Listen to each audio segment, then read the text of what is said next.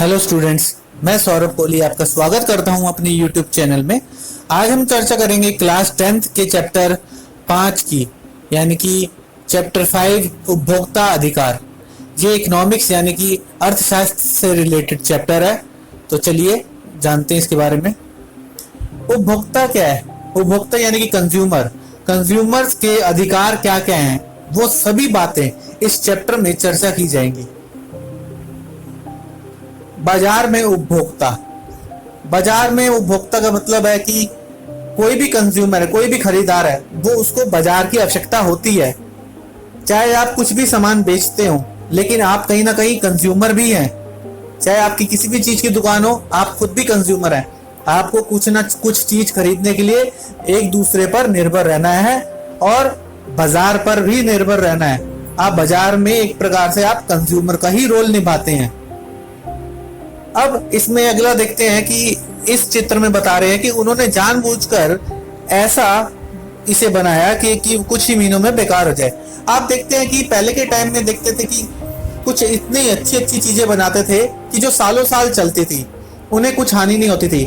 लेकिन आजकल की चीजें कितनी भी महंगी खरीद लो, कितनी भी अच्छी खरीद लो, लेकिन उनका जो समय होता है वो कुछ ही समय तक चलती हैं, क्योंकि अगर आप नई नहीं खरीदोगे तो वो पुरानी तो कैसे क्या फायदा। इस चित्र में आप देखेंगे कि उत्पादों पर, जो कि भयंकर उत्पाद होते हैं जैसे सिगरेट, बीड़ी, शराब, तंबाकू, उन पर संवैधानिक चेतावनी भी दी जाती है कि आप अगर इसका सेवन करेंगे तो आपको इससे नुकसान हो सकता है या भयंकर बीमारियां हो सकती हैं। लेकिन फिर भी लोग इसे नजरअंदाज कर फिर भी इन चीजों का सेवन करते हैं, जो कि इस चित्र के माध्यम से समझाया गया है। अब अगले चित्र में हम देखते हैं अगली चीजें। उपभोक्ता आंदोलन का प्रारंभ उपभोक्ताओं के असंतोष के कारण हुआ, क्योंकि विक्रेता कई अनुचित व्यावसायिक व्यवहारों में शामिल होते थे। बाजार में उपभोक्ताओं को शोषण से बचाने के लिए कोई कानूनी व्यवस्था उपलब्ध नहीं थी, इसलिए उपभोक्ता कानून का जन्म हुआ। ये 1960-1970 के दशक से शुरू हुआ। इसका मेन मकसद जमाखोरी, कालाबाजारी, खाद्य पदार्थों या खाद्य तेलों में मिलावट की वजह से जो कंज्यूमर्स को परेशानी आ रही है उसे रोकना था। अब उपभोक्ता इंटरनेशनल क्या है? 1985 में संयुक्त राष्ट्र ने उपभोक्ता सुरक्षा के लिए संयुक्त राष्ट्र के दिशा निर्देशों को अपनाया। यह उपभोक्ताओं की सुरक्षा के लिए उपयुक्त तरीके अपनाने हेतु राष्ट्र के लिए एक ऐसा करने के लिए अपनी सरकारों को मजबूर करने हेतु उपभोक्ता की वकालत करने समूह के लिए एक हथियार बनाया। अंतर्राष्ट्रीय स्तर पर यह उपभोक्ता आंदोलन का आधार बना। आज उपभोक्ता इंटरनेशनल 115 से भी अधिक देशों के 220 संस्थाओं का एक संरक्षण संस्था बन गया है। अगले चित्र में हम देखेंगे कि दिल्ली में एक स्थित कंज्यूमर फोरम का है कि कंज्यूमर फोरम हर राज्य में है, लेकिन ये जो चित्र दिखाया गया है ये दिल्ली का हेड ऑफिस दिखाया गया है। अब उपभोक्ता के क्या अधिकार हैं? इसमें एक लड़की है रेंजी, उसकी कथा के बारे में बताया गया है। रेंजी की कथा, सुरक्षा सबका अधिकार है, उपभोक्ता अधिकार आप सभी के लिए है। इसमें बताया गया है कि किस प्रकार वो एक चीजें खरीदती है, लेकिन उसका उसे नुकसान हो जाता है, लेकिन उसके बाद वो बदलता नहीं है। रेंजी व्यक्तियों कक्षा 9 का एक स्वास्थ्य लड़का था, उसके बारे में, इसके बारे में पूरे बताया गया विवरण। अगले इसमें बताया गया है कि वस्तुओं और सेवाओं के बारे में जानकारी। जब आप कोई वस्तु खरीदेंगे तो उसके पैकेट पर कुछ खास जानकारियां पाएंगे। ये जानकारियां उस वस्तु के अवयव, मूल्यों, बैच संख्या, निर्माण की तारीख, खराब होने की अंतिम तिथि और वस्तु बनाने वाले पते के बारे में होती हैं। जब हम कोई दवा खरीदते हैं तो उस दवा के उचित प्रयोग के बारे में निर्देश भी इसमें दिए होते हैं, यानी कि MRP दी होती है, कब वो बनी, कब खराब होगी, ये सब जानकारियां वस्तुएं या दवाओं पर मिलती हैं हमें। अब इस चित्र में देखिए, अमृता नाम की एक इंजीनियरिंग स्नातक ने नौकरी पाने के लिए अपने सभी प्रमाण पत्रों को जमा कराने तथा इंटरव्यू देने के बाद भी एक सरकारी विभाग में कोई रिजल्ट नहीं प्राप्त किया। कर्मचारियों ने भी उसके प्रश्नों का उत्तर देने से इनकार कर दिया। तब उसने एक्ट के प्रयोग करते हुए प्रार्थना पत्र दिया और ये कहा कि उचित समय तक परिणाम की जानकारी पाना उसका अधिकार है, यानी कि सूचना का अधिकार के माध्यम से उसने ये चीजें पता करी। अब इस चित्र में आप देखें कि एक अंसारी नगर की अभिरामी नामक एक छात्रा ने दिल्ली में व्यावसायिक पाठ्यक्रम पढ़ने के लिए एक क्षेत्रीय कोचिंग संस्थान में 2 वर्षीय पाठ्यक्रम में नामांकन कराया। पाठ्यक्रम में भाग लेने के समय पूरे 2 वर्ष के अध्ययन के लिए करीब 61,000 रुपए लिए गए थे, लेकिन वो पाठ्यक्रम पूरे तरीके से पूरा नहीं चला। लेकिन इसके उसने विरोध करके कंज्यूमर फोरम में शिकायत दर्ज करवा के अपने पैसे पूरे वापस लिए। अब जो भी हमने पिछली इकाइयां देखी थी कि रंजी मैथ्यू या अभिरामी के दोनों के किस्से किस प्रकार के थे कि किस प्रकार उपभोक्ताओं के अधिकारों की अवहेलना की गई थी, ऐसी घटनाएं अक्सर हमारे देश में घटित होती रहती हैं। तो इस तरह की घटनाएं अगर घटित हों तो आपको कंज्यूमर फॉर्म में जाकर शिकायत दर्ज करनी चाहिए और अपने जो भी आपके अधिकार है उनके लिए लड़ना चाहिए। उपभोक्ताओं को अनुचित सौदेबाजी और शोषण के विरुद्ध क्षतिपूर्ति निवारण का अधिकार है। अब अगले चित्र में आप देखेंगे एक पिता अपनी बेटी के लिए मनी ऑर्डर भेजने पोस्ट ऑफिस जाता है। प्रकाश को यह पता चला कि रुपए उसकी बेटी तक नहीं मिले, तो आगे की कार्रवाई आप देखेंगे कि चित्र के माध्यम से किस प्रकार हो रही है, किस प्रकार वो अंत तक लड़ा। फिर वह पता करने पोस्ट ऑफिस में मनी ऑर्डर के लिए पूछने गया। पोस्ट ऑफिस द्वारा प्रकाश के प्रश्नों का संतोषजनक जवाब नहीं दिया गया। प्रकाश क्षेत्रीय उपभोक्ता संरक्षण परिषद में सलाह लेने गया। कंज्यूमर फोरम में प्रकाश तब तक एक नजदीकी उपभोक्ता अदालत में मुकदमा दर्ज करा चुके थे और अदालत के ऑफिस में रजिस्ट्रेशन फॉर्म लेने गए। आगे देखते हैं, वो अदालत में मुकदमे पर स्वयं बहस करते हैं। अदालत के जब दस्तावेज का सत्यापन करते हैं, जज अदालत का फैसला सुनाते हैं। अदालत का जब फैसला आता है तो उसमें उस विभाग के खिलाफ सख्त कार्रवाई करने का आदेश दिया जाता है और इन्हें जुर्माना भी मिलता है। अगले चित्र में आप देख रहे हैं कि जागो ग्राहक जागो की ऐड है। इंश्योर किया गया कंज्यूमर को उनके राइट्स के बारे में और हेल्दी एनवायरनमेंट उनके खिलाफ इस तरह की चीजें बताई गई है और ये भी बताया गया है कि आप जागरूक रहें हर चीज में और वेस्टेज बिल्कुल ना हो और आप सचेत रहें। आप कोई भी प्रोडक्ट अगर खरीदें, इस चित्र में ये बताया गया है कि ISI मार्क या एग मार्क देख के खरीदें। एग मार्क और ISI मार्क जिन चीजों में होता है वो यानी कि गवर्नमेंट द्वारा सर्टिफाइड चीजें होती हैं। कुछ भी खाने पीने की चीज देखें या एग मार्क चीज देखें तो ही आप उसे खरीदें क्योंकि ये गवर्नमेंट द्वारा सर्टिफाइड है। उपभोक्ता आंदोलन को आगे बढ़ाने के संबंध में 24 दिसंबर को भारत में राष्ट्रीय उपभोक्ता दिवस के रूप में मनाया जाता है। ये बहुत इंपॉर्टेंट है।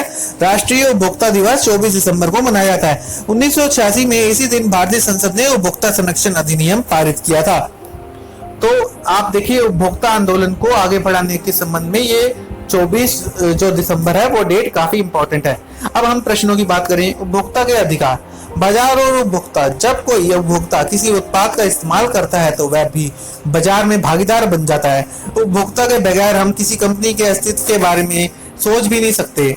उपभोक्ता के इतने महत्व के बावजूद उपभोक्ता को अपनी समुचित अधिकार नहीं मिल पाते।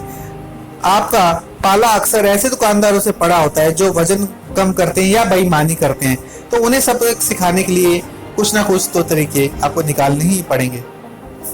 भारत में उपभोक्ता आंदोलन, भारत में व्यापारियों के बीच मिलावट, काला बाजारी, जमाखोरी, कम वजन आदि की परंपरा काफी पुरानी है।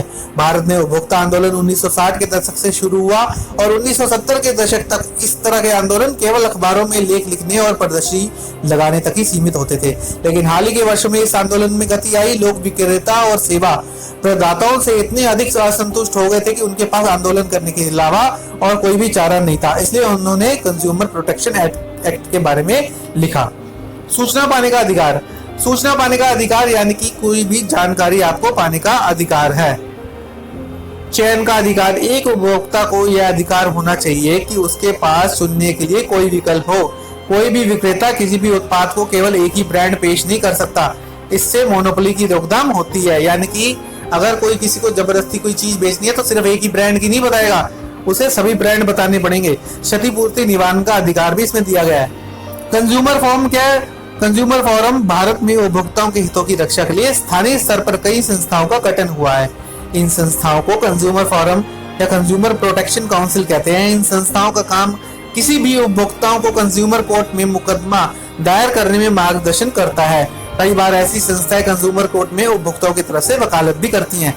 ऐसी संस्थाओं को सरकार की तरफ से अनुदान भी दिया जाता है। कंज्यूमर कोर्ट ये एक अर्थ न्यायिक व्यवस्था है जिसमें 3 लेयर होती हैं। इन स्तरों के नाम है जिला स्तर के कोड, राज्य स्तर के कोड और राष्ट्रीय स्तर के कोड। 20 लाख रुपए तक के क्लेम वाले केस जिला स्तर में आते हैं और 20 लाख से 1 करोड़ तक के राज्य स्तर में और 1 करोड़ से अधिक के क्लेम वाले राष्ट्रीय स्तर में आते हैं। कंज्यूमर कोर्ट में जाते ही यदि केस जिला स्तर पर कोर्ट द्वारा खारिज कर दिया जाता है तो उपभोक्ता कोर्ट राज्य स्तर और उसके बाद राज्य स्तर पे भी अपील कर सकता है। राष्ट्रीय कंज्यूमर दिवस 24 दिसंबर को मनाया जाता है। अब एनसीईआरटी के क्वेश्चन हम देखेंगे। बाजार में नियमों तथा विनियमों की आवश्यकता क्यों पड़ती है? कुछ उदाहरण के लिए समझाइए। नियमों तथा विनियमों की मदद से बाजार सही ढंग से काम करता है। किसी भी व्यवसाय का मुख्य लक्ष्य होता है मुनाफे को अधिक से अधिक करना। नियम और कानून में यह सुनिश्चित किया जाता है कि मुनाफे के फेर से ग्राहक के जीवन स्तर में कोई समझौता ना हो। हम अपने चारों ओर खाने की चीजों में मिलावट के कई उदाहरण देख सकते हैं, जैसे दूध वाला, मिठाई वाला आदि। भारत में उपभोक्ता आंदोलन की शुरुआत किन कारणों से हुई? ये 1960 से 1970 के दशक में चले, क्योंकि उस समय काला बाजारी, जमाखोरी, वजन तोलने में ये सब चीजें चल रही थी। 2 उदाहरण देकर उपभोक्ता जागरूकता की जरूरत को वर्णन करें। ज्यादातर लोग न्यूनतम खुदरा मूल्य को देखने की जहमत नहीं उठाते, यानी कि एमआरपी। दुकानदार जितनी रकम मांगता है उतनी ही दे देते थे। अपने पड़ोस के दुकानदार पर विश्वास करना एक अच्छी बात है, लेकिन एमआरपी देखना जरूर देखें, क्योंकि एमआरपी से ज्यादा की वस्तु लेना अपराध है। कुछ ऐसे कारकों की चर्चा कीजिए जिनमें उपभोक्ता को शोषण होता है। उपभोक्ता के शोषण के कुछ कारक नीचे दिए गए हैं। उपभोक्ता में जागरूक की कमी, व्यवसाय की लालच, नियमों के पालन में ढिलाई, उपभोक्ता शिकायत के मामलों में निपटारे में देरी। उपभोक्ता सुरक्षा अधिनियम 1986 के निर्माण की जरूरत क्यों पड़ी? क्योंकि शोषण के खिलाफ उपभोक्ता को बचाया जा सके। मान लीजिए आप शहद की एक बोतल और बिस्किट का एक पैकेट खरीदते हैं। खरीदते समय आप कौन सा लोगो या शब्द चिन्ह देखेंगे और क्यों? शहद की बोतल पर मैं एग्मा को लोगो देखूंगा। इस निशान से यह पता चलता है कि शहद का पैक करने से पहले खाद्य पदार्थ से संबंधित सुरक्षा के नियमों का पालन किया गया है। गांव में भारत में उपभोक्ताओं के समर्थ बनाने के लिए सरकार द्वारा कानून मानदंडों को लागू कब किया गया? 1986 में। उपभोक्ताओं के कुछ अधिकारों को बताएं और प्रत्येक अधिकारों पर कुछ पंक्तियां लिखें। सूचना पाने का अधिकार, चयन का अधिकार, क्षतिपूर्ति निवारण का अधिकार। उपभोक्ता अपनी एकजुटता का प्रदर्शन कैसे कर सकते हैं? बाकी उपभोक्ताओं की मदद करने के लिए उपभोक्ताओं को किसी उपभोक्ता समूह का हिस्सा बन जाना चाहिए। कोई भी उपभोक्ता स्वयं ही उपभोक्ता जागरूकता के लिए कदम उठा सकता है। पोस्टर, संपादक के नाम, पत्र, ब्लॉग लिखकर आदि, इस तरह भी वह प्रदर्शनी कर सकता है। भारत में उपभोक्ता आंदोलन की प्रगति की समीक्षा करें। विक्रेता द्वारा शोषण की परंपरा के खिलाफ लड़ने की इच्छा के कारण भारत में उपभोक्ता आंदोलन की शुरुआत हुई। पहले उपभोक्ता के हितों की रक्षा के लिए कोई कानून नहीं था। लगभग 2 दशक के संघर्ष के बाद ही सरकार ने उपभोक्ता आंदोलन का गठन किया। अभी भी उपभोक्ता शिकायत के कई मामले लंबित पड़े हैं। कोर्ट में किसी भी केस का फैसला आने में 20 से 30 वर्ष तक लग सकते हैं। अभी भी भारत में उपभोक्ता आंदोलन इतनी शक्तिशाली नहीं हुआ है कि वह ताकतवर बन सके। अब हम देखेंगे मिलान करो। इसमें पहले का आंसर है ई, दूसरे का आंसर है सी और ए का आंसर है 4 और बी का आंसर है 5, डी का 6। इस तरह हम मिलान कर रहे हैं।